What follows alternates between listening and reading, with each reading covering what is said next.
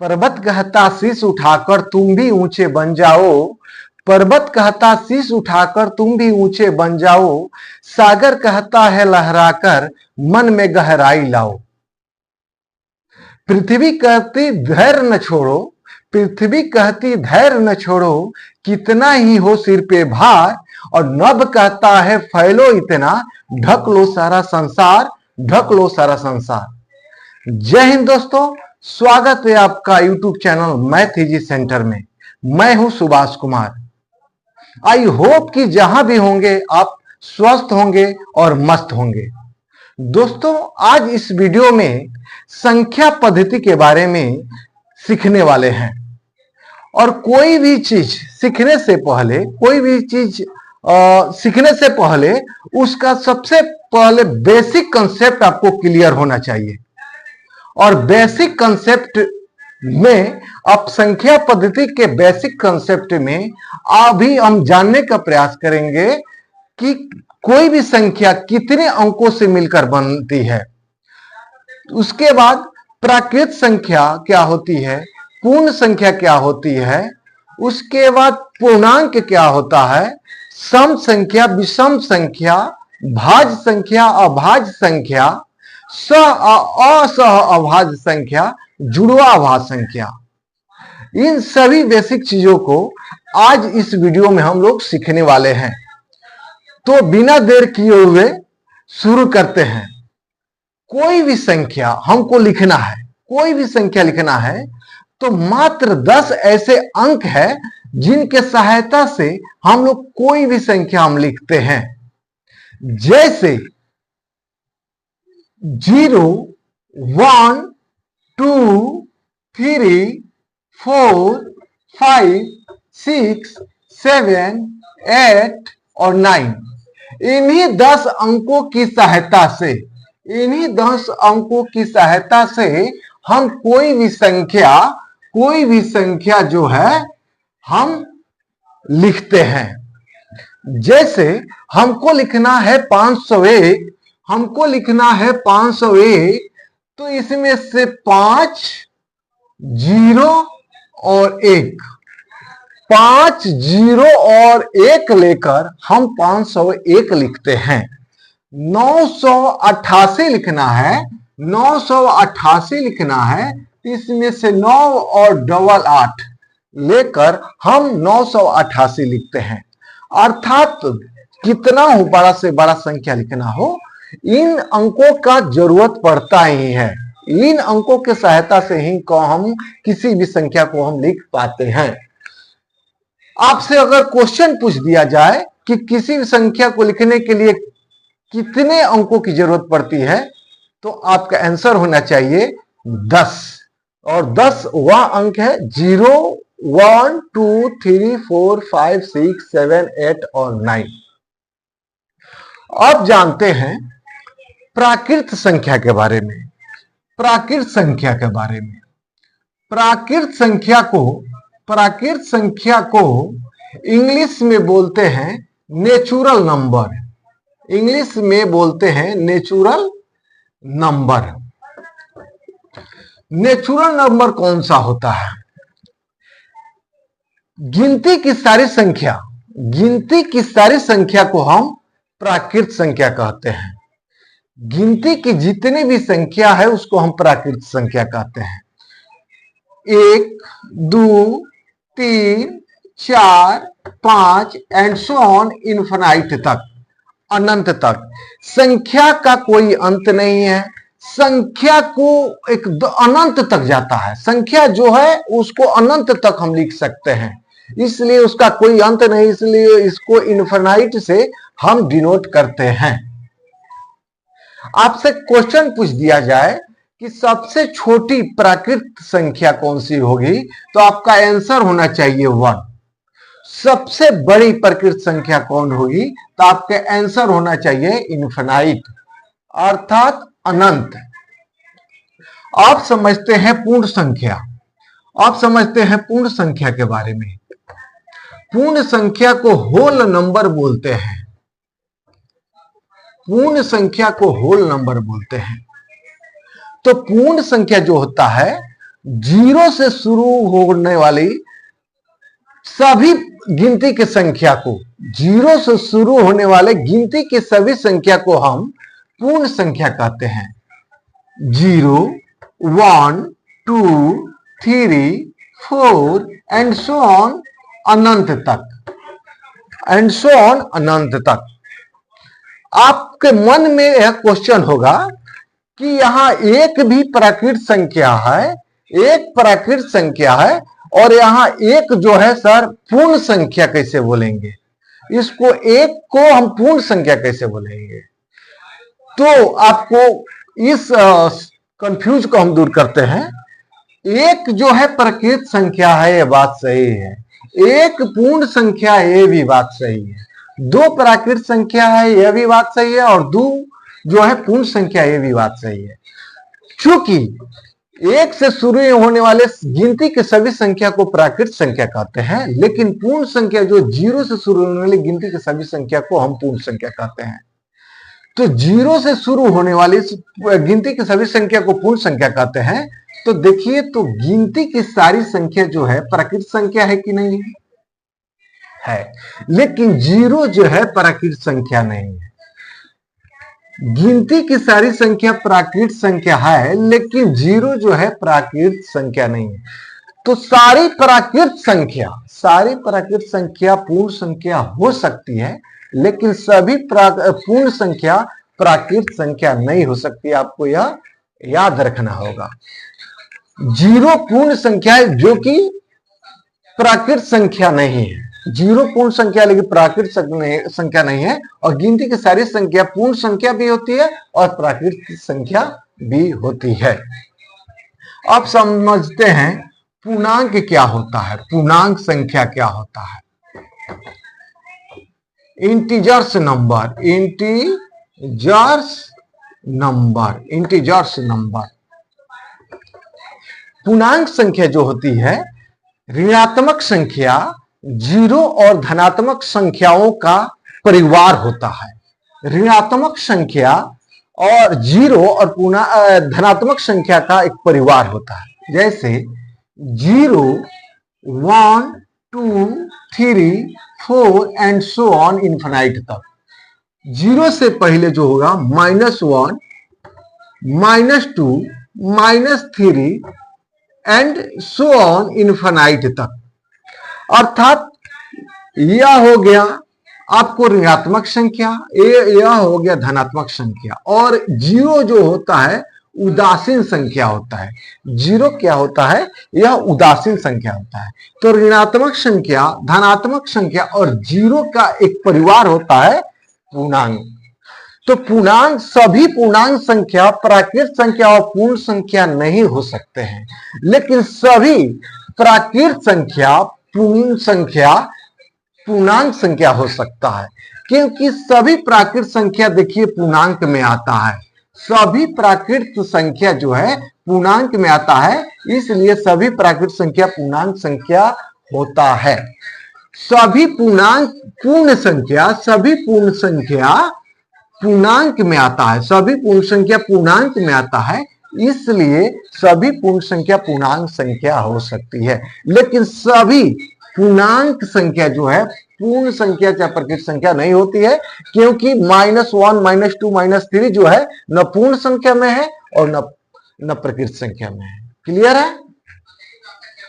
अब जानते हैं सम संख्या के बारे में। सम संख्या को इवन नंबर बोलते हैं। इवन नंबर, सम संख्या को इवन नंबर बोलते हैं। तो ऐसी संख्या जो 2 से पूर्णतः विभाजित हो, जो 2 से कट जाता है, वही जो है सम संख्या होता है। जैसे 2, 4, 6, 8, 10 एंड सो ऑन इन्फिनाइट तक, अनंत तक। आपसे पूछ दिया, देखिए तो 2 जो है 2 से विभाजित हो जाएगी, 4 भी विभाजित हो जाएगी, 6 भी, 8 भी, 10 भी, इसलिए यह क्या होगा, सम संख्या होगा। पूछ दिया जाए कि सबसे छोटी सम संख्या क्या होगी, सबसे छोटी सम संख्या 2 होगा। सबसे बड़ी संख्या, बड़ी सम संख्या कौन सी होगी, तो इनफिनाइट होगा, अनंत होगा। सबसे बड़ी सम संख्या अनंत होगा, सबसे छोटी सम संख्या 2 होगा। क्लियर है? अब आते हैं विषम संख्या के बारे में। विषम संख्या, विषम संख्या को ऑड नंबर बोलते हैं। विषम संख्या को ऑड नंबर बोलते हैं। तो वैसी संख्या जो 2 से पूर्णतः विभाजित नहीं हो वह संख्या विषम संख्या होता है। जैसे 1, 3, 5, 7, 9 एंड सो ऑन इन्फिनाइट तक। देखिए तो 1 2 से विभाजित है? नहीं है, तो 1 जो है सम संख्या नहीं, विषम संख्या होगा। 3 2 से विभाजित नहीं है, विषम संख्या होगा। 5 भी नहीं है, विषम संख्या होगा। ये सभी संख्या जो है 2 से विभाजित नहीं है, इसलिए यह विषम संख्या होता है। सबसे छोटी विषम संख्या 1 होता है। सबसे बड़ी विषम संख्या जो होता है इन्फिनाइट होता है, अर्थात अनंत होता है। अब जानते हैं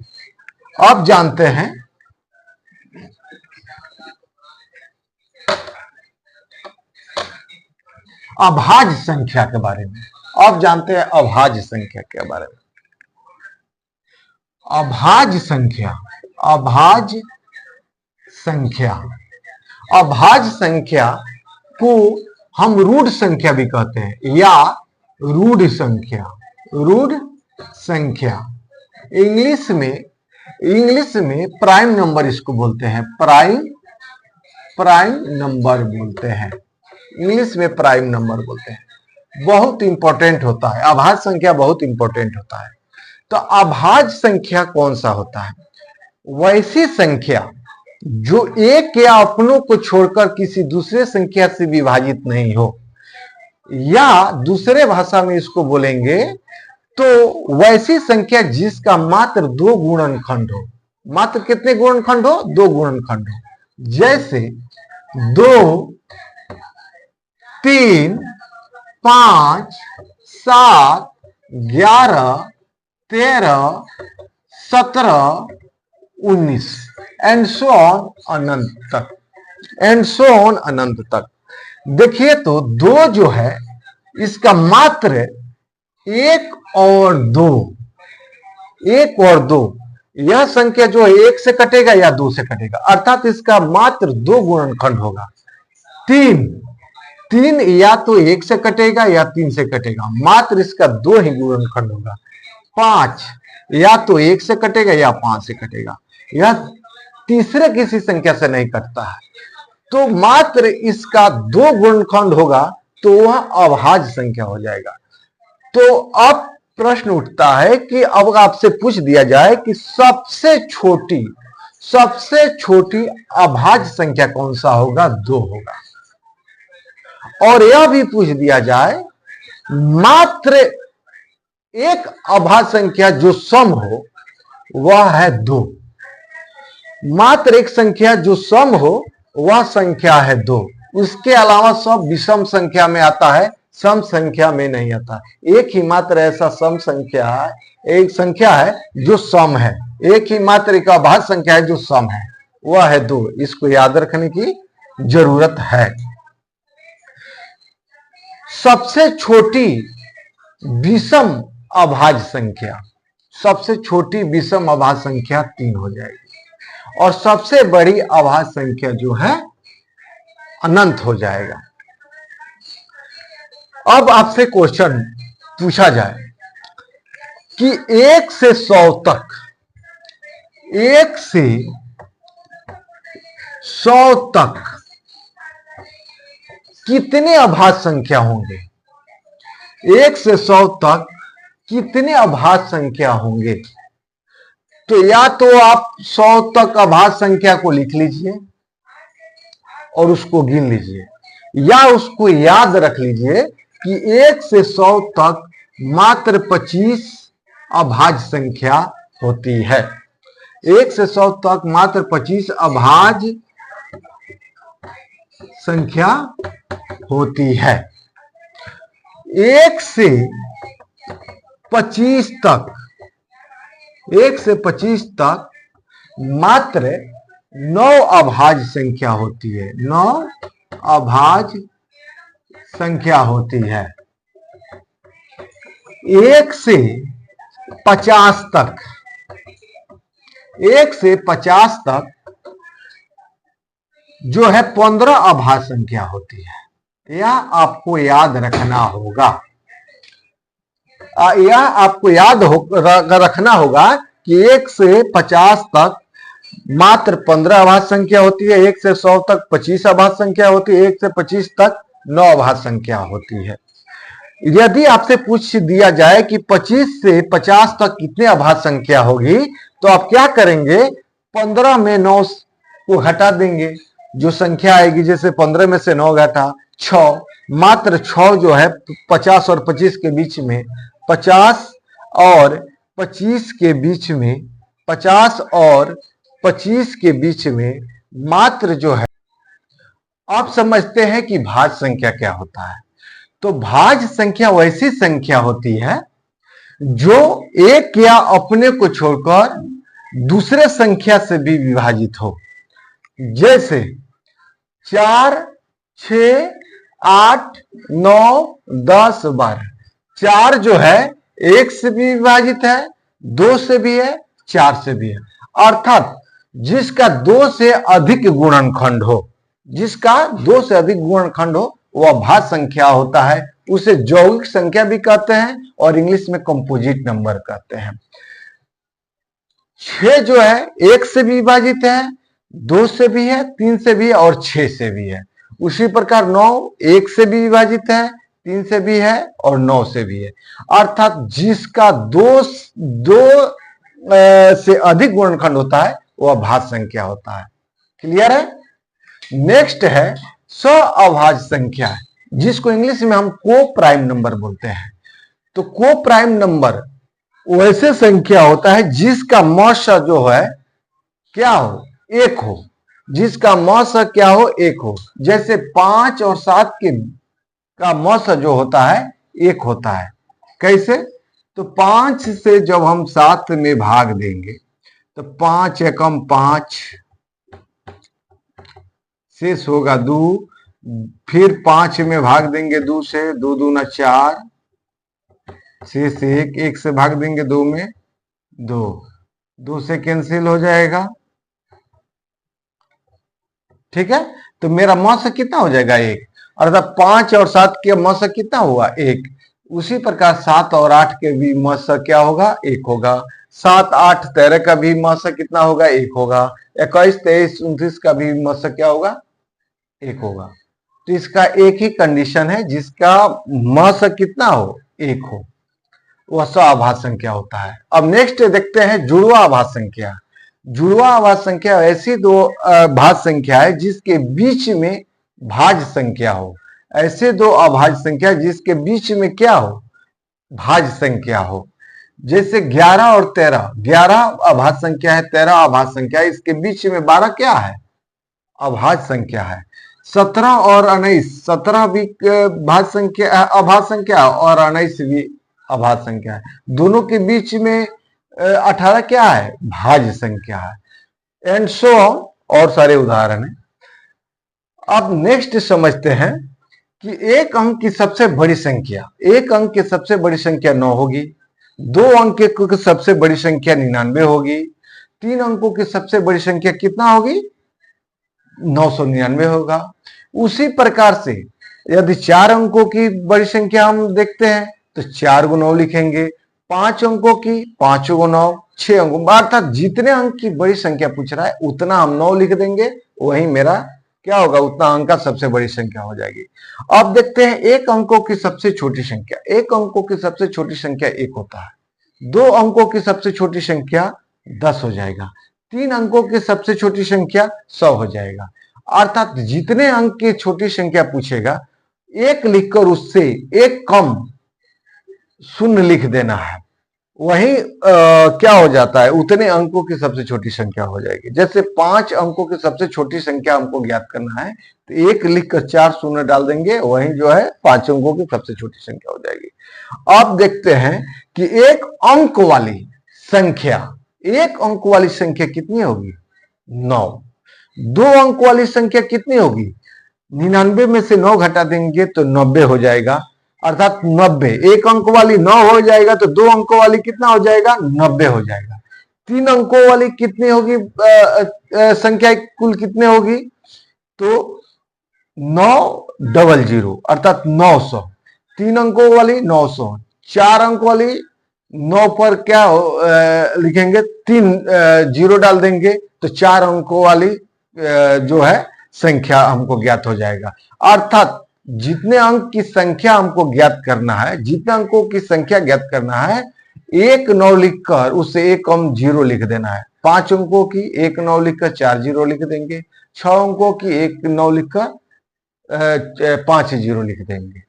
आई होप कि जितने भी चीजें आपको समझाई गई है आप समझ गए होंगे।